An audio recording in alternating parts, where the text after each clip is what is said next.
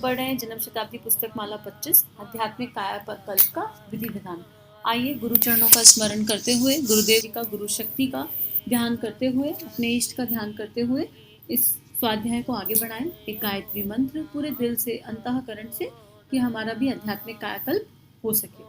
ओम भूर्भुवः स्वः तत्सवितुर्वरेण्यं भर्गो देवस्य धीमहि धियो यो नः प्रचोदयात्। गुरुदेव ने पिछले स्वाध्याय में मैं बताया था, एक बहुत खूबसूरत एग्जाम्पल दिया था कि माँ सब कुछ कर सकती है डिलीवरी के लिए, चाहे वो एक अंडे के एग्जाम्पल से और चाहे वो हमारी मनुष्य की डिलीवरी हो। माँ सब कुछ कर सकती है, लेकिन बाहर निकलने के लिए बच्चे को एक प्रेशर क्रिएट करना पड़ता है। उसके एफर्ट के बिना जन्म संभव नहीं है। तो अगर हम भी अपना आध्यात्मिक कायाकल्प करना चाहते हैं, हम भी इस शरीर में नया जन्म लेना चाहते हैं, तो हमें वो एक कदम तो उठाना ही पड़ेगा, वो एक प्रयास तो करना ही पड़ेगा, क्योंकि कई जन्मों के बहुत सारे कुसंस्कार संचित हैं। और अगर हम ये सोच के बैठ जाएं कि हमसे तो कुछ होगा नहीं या हम दीनहीन हैं, तो हमने वो पहला कदम उठाने की जगह माइनस की तरफ अपना एक कदम उठा लिया। तो गुरुदेव हमें बता रहे थे कि हमको अपने दायरे को तोड़ना होगा, उस पिंजरे को तोड़ना होगा, केचुली को उतारना होगा और ये मानना होगा कि हमें वो सारी शक्तियां विद्यमान है जो उस परमात्मा में है, जो हमारे इष्ट में है। और अपनी बेड़ियों को तोड़ना होगा, वो मशक्कत हमको करनी होगी। अपनी सहायता जब हम आप करेंगे तो भगवान हमारी सहायता अवश्य करेंगे। आप यकीन रखिए, सहायता करने के लिए ही तो हम बुलाते हैं आपको। हम आपको सहायता का यकीन दिलाते हैं, लेकिन अगर आप ख्याल करते हो कि केवल हमारी सहायता से आपकी समस्याएं हल हो जाएंगी, तो यह मुमकिन नहीं है। आप और हम मिलजुल कर कार्य करेंगे। आप हमारा कहना माने और हम आपके लिए मदद करें। अंधे और पंगे के तरीके से हम लोग मिलजुल कर नदी को पार कर लेंगे। तब परिस्थितियां भी ऐसे बदल जाएंगी कि मजा आ जाएगा। कायाकल्प से हमारा मतलब यही था। आपके लिए हम सहायता करेंगे कि आप बदल जाएं। आप हम पर दबाव डालेंगे कि जिस तरह की जिंदगी आप जीते रहे वह मुनासिब नहीं। आपका जो स्वरूप अब तक रहा है वह आपके लिए मुनासिब स्वरूप नहीं। आप हम पर दबाव डालने वाले हैं कि आप इस स्वरूप को आगे चलाने से इनकार कर दें और एक काम करने की ताकत लगाएं। कोशिश करें, जुर्रत करें, साहस इकट्ठा करें कि हम अपनी जिंदगी को बदलना चाहते हैं। फिर आप देखिए, हम आपकी पूरी मदद करेंगे। कितना सुंदर गुरुदेव समझा रहे हैं। गुरुदेव का आश्वासन है और गुरु शक्ति का, गुरु तत्व का, उस परमात्मा का आश्वासन है। जिस भी शक्ति को आप जानते हो, मानते हो, महसूस करते हो, ये उसका आश्वासन है। क्या आश्वासन है? कि एक बार आप दिल से पुकारो तो कि हमारा ये जो जीवन है ये सही ढर्रे पे नहीं चल रहा, हे प्रभु इसे सही ढर्रे पे चला दो, इसको दिशा दे दो, हमारे भीतर का आत्मबल, संकल्प शक्ति जागृत कर दो। हमसे नहीं हो रहा, अगर नहीं भी हो रहा ना तो कोई दुख की बात नहीं है। कम से कम ये एहसास तो हो कि जो जीवन हम जी रहे हैं वो ठीक नहीं है। गुस्सा करने वाले कितने ही लोग हैं जो ये सोचते हैं कि वो गुस्सा कर रहे हैं और ये अनुचित है। हम लोग अपना टाइम इतनी इधर उधर की चीज़ों में बर्बाद कर देते हैं। कितने ही लोग ये जान रहे हैं, ये समझ रहे हैं कि ये ठीक नहीं है, नहीं बर्बाद करना चाहिए। ये प्रश्न है। तो अगर ये समझ में आ गया तो हम वो हिम्मत करें, वो जुर्रत करें और समर्पण से ये कह दें, भगवान हमको समझ में आ गया कि हमारी life is not in right direction, इसको ले चलो सही दिशा में। उसके बाद सब कुछ अपने आप हो जाएगा। विवेकानंद जी के एग्जाम्पल से गुरुदेव ने यही समझाया ना। रामकृष्ण परमहंस ने, ठाकुर ने उनकी सहायता क्यों की? वो इसीलिए करी। तो यहाँ गुरुदेव लिख रहे हैं कि हम परमहंस तो नहीं है, लेकिन हम यकीन रखिए हम आपकी उतनी सहायता कर सकते हैं और आपको एक श्रेष्ठ व्यक्ति बना सकते हैं जितनी आपको आवश्यकता है। अभी यहाँ पे गुरुदेव है तो गुरुदेव ठाकुर ही, गुरुदेव का पूर्व जन्म ठाकुर रामकृष्ण परमहंस का है, लेकिन उन्होंने परमहंस की मर्यादा और जो ठाकुर के रूप में उनकी दिव्यता थी और गरिमा थी, उसको एक लेवल रखते हुए ये बात लिखी यहाँ पर। तो अगर हम तैयार हो जाएंगे तो वो परमात्मा हमारे लिए हमेशा तैयार खड़ा है। वो उंगली पकड़कर, हाथ पकड़कर आगे चलाएंगे। ऐसा है कि ट्रेन में बैठ जाओ और उसके बाद कोई चिंता थोड़ी ना होती है, ड्राइवर अपने आप डेस्टिनेशन पे पहुंचा देता है। पर ट्रेन में बैठने के लिए तो एफर्ट लगाना पड़ेगा ना। वो टिकट खरीद के रेलवे स्टेशन तक जाकर उस ट्रेन में चढ़ना तो पड़ेगा। तो क्या हम चढ़ने के लिए तैयार हैं? अगर आप तैयार हो तो आप यकीन रखिए कि आपका जीवन बदल जाएगा और ऐसा शानदार बन जाएगा कि आप स्वयं तो अपने आप में आश्चर्य करेंगे, साथ ही जो कोई भी आपको यहाँ से जाने के बाद देखेगा वह भी आश्चर्य करेगा। अगर आपको यह दावत स्वीकार हो तो आप तैयार हो जाइए, हिम्मत कीजिए, उसके लिए संघर्ष कीजिए, अनुशासन पालने के लिए तैयार हो जाइए। फिर देखिए आपका भविष्य कैसा शानदार बनता है। कायाकल्प से हमारा उद्देश्य यही था। आपको भी कायाकल्प का यही उद्देश्य समझना चाहिए और अपनी तैयारी के लिए जो मुनासिब हो वह करने के लिए कमर कसकर खड़े हो जाना चाहिए। ओम शांति। ये गुरुदेव का यहाँ प्रवचन समाप्त होता है। अब इसको समराइज किया है इस बुक में, तो इसको रीड करेंगे। एक्सप्लेनेशन ऑलरेडी हो गया है, जहाँ ज़रूरत पड़ेगी और गुरुदेव ने कुछ बुलवाया उस परम शक्ति ने तो वो बता देंगे। आगे लिखते हैं गुरुदेव, कल्प साधना का उद्देश्य और स्वरूप। यह एक सुविदित तथ्य है कि संचित पाप कर्मों के प्रतिफल रोग, शोक, विशोभ, हानि एवं विपत्ति आदि के रूप में उपस्थित होते हैं। विपत्तियों को भुगतने का मूल आधार मनुष्य का भ्रष्ट चिंतन एवं दुष्ट आचरण ही होता है।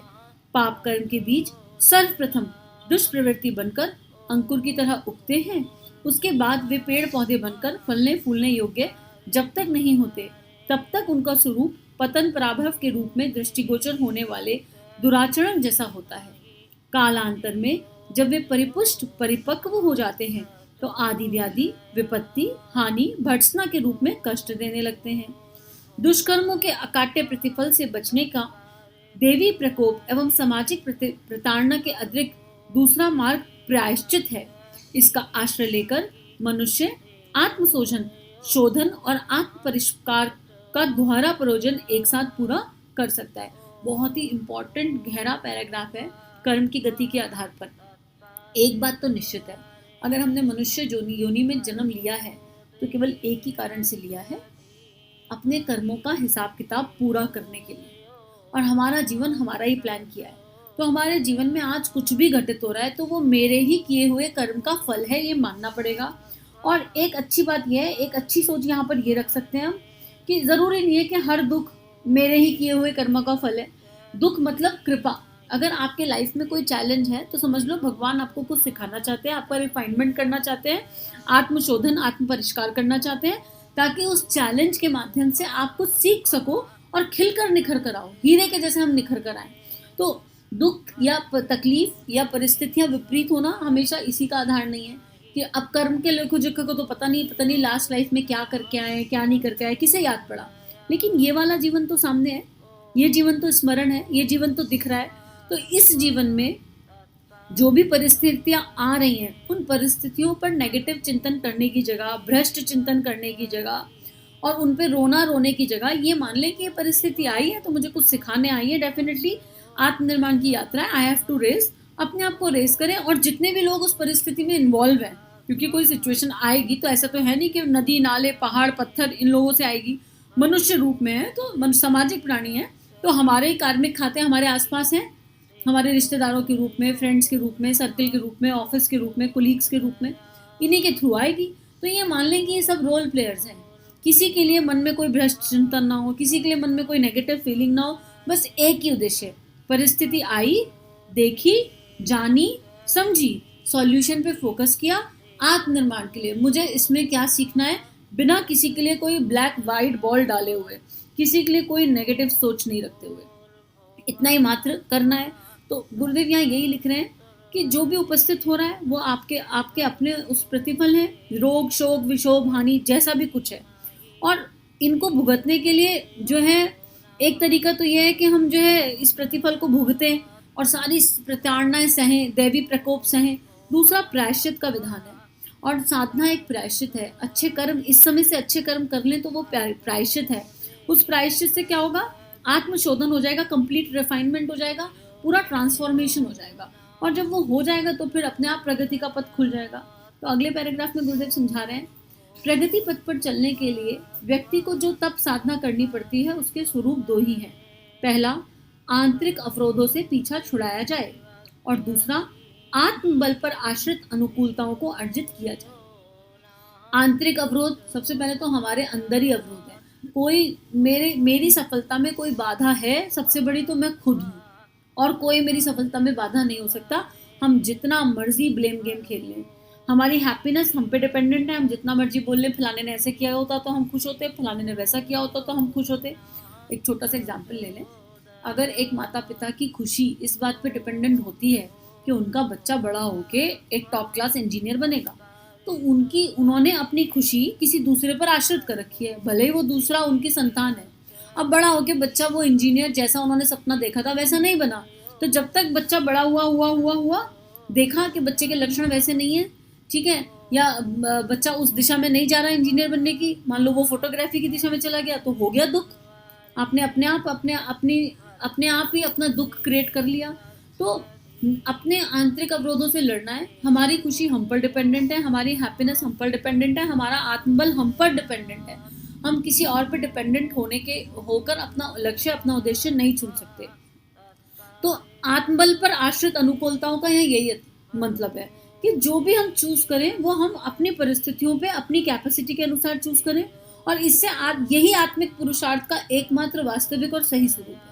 आत्मिक पुरुषार्थ, गुरुदेव गहरे गहरे शब्द यहाँ यूज कर रहे हैं, और इतने इतने डीप शब्द हैं कि इनके अंदर इनको अगर एक्सप्लेन करने लग जाओ या इनको अगर डिटेल में समझने लग जाओ तो पूरा एक किताब लिख दे इंसान। तो यही गुरुदेव कह रहे हैं कि आत्मिक पुरुषार्थ का एकमात्र और वास्तविक स्वरूप यही है। तो आत्मनिर्माण का एक तरीका यही है। आगे दूसरा तरीका, उपवास एवं सुसंस्कारी अन्न से काया शोधन होता है और मन क्षेत्र में प्रज्ञा का आलोक बढ़ता है। क्योंकि खाना जब हम खाते हैं तो हमारी प्राण शक्ति खाना पचाने में लग जाती है। अब परमात्मा की दी हुई प्राण शक्ति को ऊपर उठाना है, और हम अगर उल्टा पुल्टा खाएंगे, बिना बात का खाएंगे, जो खाने योग्य नहीं है वो खाएंगे या ओवर ईटिंग करेंगे, तो सारी ऊर्जा जो परमात्मा से मिल रही है, जो भी जप साधना तपस्या हम कर रहे हैं उससे मिल रही है, वो क्षय हो जाएगी। इसलिए उपवास का मतलब निराहार रहना या भूखे रहना नहीं है। उपवास का इतना मतलब है, कड़ी भूख लगे बिना कुछ मत खाओ, ओवर ईटिंग मत करो, और जब भूख लग रही है तो उचित चीज क्या खाएं, कब खाएं, कैसे खाएं, वो सोच कर खाएं। ऐसे नहीं कि कुछ भी डाल लिया। और सुसंस्कारी अन्न मतलब बलि वैश्व के साथ, मंत्र के साथ, जपा हुआ भाव के साथ, जो भगवान को अर्पित कर सके, ऐसा भोजन खाया जाए। तो जब हम इस तरह का खाना खाते हैं तो हमारा प्रज्ञा बढ़ती है। प्रज्ञा, विवेक, बुद्धि अलग है, विवेक अलग है, प्रज्ञा एकदम ऋतंभरा है। मतलब प्रज्ञा मतलब समझ लो कि गायत्री शक्ति का प्रतीक है प्रज्ञा। गुरुदेव का जो चिंतन था वो भीतर जागृत हो जाएगा, प्रज्ञा का प्रकाश जागृत हो जाएगा। वो आत्मिक कायाकल्प के लिए बहुत आवश्यक है। उसके लिए शरीर तप तितिक्षा के आधार पर ही परिशोधन होता है। इंद्रिय संयम, अर्थ संयम, विचार संयम का अभ्यास करने से अवांछनीय दुष्प्रवृत्तियों से सहज ही छुटकारा मिल जाता है। कुसंस्कार घटेंगे तो आंतरिक प्रखरता स्वयं बढ़ेगी। इस पर गुरुदेव ऑलरेडी बहुत लिख चुके हैं। पीछे हमने JSPM में पढ़ा कि इंद्रिय संयम क्या होता है, अर्थ संयम क्या होता है, विचार संयम क्या होता है, सब कुछ पढ़ा। और इन सब पे जब काम होने लगेगा तो सारे कुसंस्कार अपने आप क्लीन होने लगेंगे ना। एक गिलास में गंदा पानी है, उसमें साफ पानी डालते जाओ, डालते जाओ, डालते जाओ, डालते जाओ, नॉन स्टॉप डालो। एक ऐसा समय आएगा कि गंदा पानी अपने आप छिन भिन होकर बाहर निकल जाएगा और गिलास में साफ ही बचेगा। तो अपने अंदर उस परमात्मा की पॉजिटिविटी, उस चिंतन को डालते जाएं, गायत्री का प्रकाश डालते जाएं, अपने आप को अपना तपस्या करते जाएं, अपने आंतरिक अवरोधों से लड़ते जाएं, इंद्रिय संयम करें, अर्थ संयम करें, विचार संयम करें, हर समय उपासना साधना आराधना पर चिंतन हो, अपने इष्ट पर चिंतन हो। तो एक ऐसा समय आएगा कि भीतर की दुष्प्रवृत्तियों से अपने आप छुट्टी मिल जाएगी, अपने आप सफाई हो जाएगी। और इसके लिए आप लोग चाहो तो चैनल पर इंद्रिय संयम का एक जप है, उसको करके देख लो। पहले भी ये बात आई है, दूसरी बार आ रही है, तो निश्चित रूप से किसी के लिए आई रही होगी। आप उसको 90 दिन करके देख लो, and you will find a definite change in yourself. 100% विश्वास के साथ, गुरु शक्ति पर विश्वास के साथ ये बात बोली जा सकती है। तो आज के लिए इतना ही स्वाध्याय। हम सभी का जीवन गुरु शक्ति के सूक्ष्म सानिध्य में मंगलमय है। सभी को प्रणाम, सभी को आभार। हमारे YouTube चैनल को सब्सक्राइब कीजिए और बेल आइकन पर क्लिक कीजिए ताकि आने वाली सभी वीडियो की नोटिफिकेशन आपको मिलती रहे। आप सभी को बहुत बहुत थैंक यू।